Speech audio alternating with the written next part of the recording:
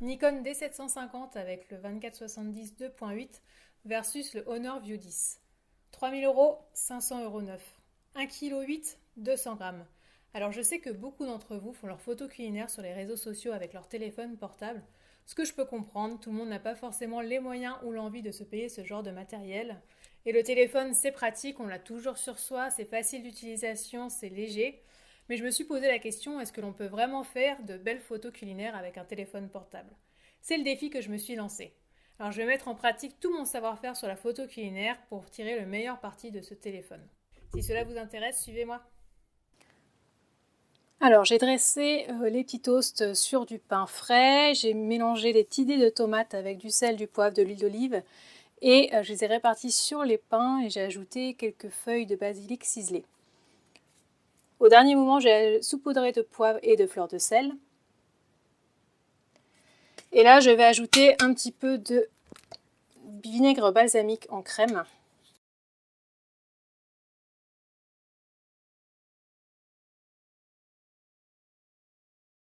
Pour apporter un petit peu de couleur, j'ajoute une petite serviette à côté.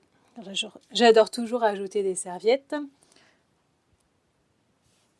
Je vais également disposer une fourchette et un couteau. Alors je fais la mise au point sur les toasts. Je suis en mode pro là sur mon appareil photo. Mais j'ai mis tous les réglages en automatique. Je vais prendre sans les couverts pour voir ce que cela donne. Donc voilà pour la photo. Je pense que je vais recadrer un petit peu pour vraiment avoir quelque chose de symétrique. Si je zoome, ça a l'air bien net. Ça me paraît plutôt pas mal. On va passer maintenant à la retouche. Donc je vais passer sur Lightroom. Alors je récupère la photo dans Lightroom pour mobile. C'est un logiciel qui est gratuit.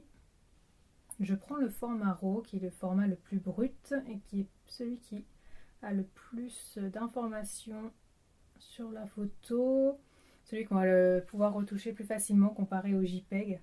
Le JPEG, c'est comme si en fait on prenait un format RAW, qu'on appliquait une sorte de filtre ou de preset et après on peut difficilement faire d'autres modifications.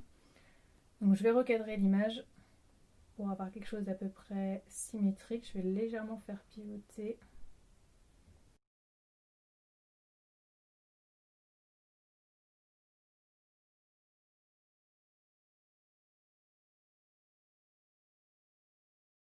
Je vais ajouter un petit peu de contraste. Je vais utiliser la courbe en S comme je fais à chaque fois, c'est-à-dire que je descends un petit peu les blancs, j'augmente un petit peu les noirs pour matifier la photo. J'augmente le contraste en faisant ma courbe en S.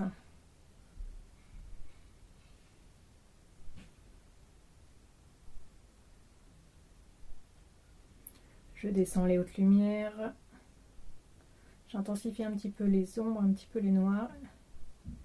Et je réduis les blancs parce que je trouve que l'image est un petit peu pâle. Et maintenant je passe aux couleurs. Donc au niveau de la balance des blancs, ça a l'air à peu près correct. Je vais rajouter un petit peu de jaune parce que j'ai l'impression que ça tire un peu vers le bleu. La teinte m'a l'air pas trop mal. J'ajoute un petit peu de vibrance, par contre je réduis la saturation.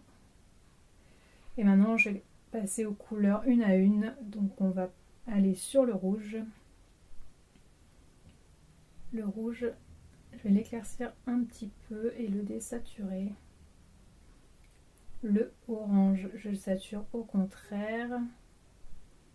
Je fonce un petit peu. Et le jaune, je le sature également. Et je l'éclaircis un peu.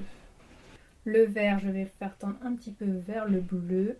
Je vais le foncer légèrement et le saturer pour que le basilic ressorte bien. Maintenant, je fais un effet de vignettage.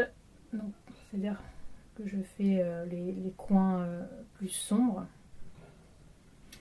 Et je vais également ajouter un petit peu de texture, un petit peu de clarté comme je fais toujours. La clarté, ça ajoute en quelque sorte de la netteté. Si je zoome, on voit que c'est plutôt d'assez bonne qualité. On voit les petits grains de poivre, les reflets sur le vinaigre balsamique.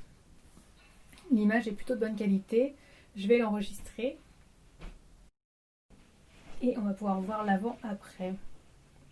Donc voici l'avant, voici l'après. D'où l'intérêt d'éditer ces photos. Finalement, je trouve le résultat plutôt satisfaisant. Dites-moi ce que vous en pensez dans les commentaires. Il se trouve qu'avec un téléphone portable, on peut faire de très belles photos culinaires du moment où on sait se servir de l'appareil photo de son téléphone, faire de belles mises en scène culinaires et faire de la retouche après la prise de vue. Donc si vous souhaitez progresser en photo culinaire avec les smartphones, laissez-moi un commentaire sous cette vidéo.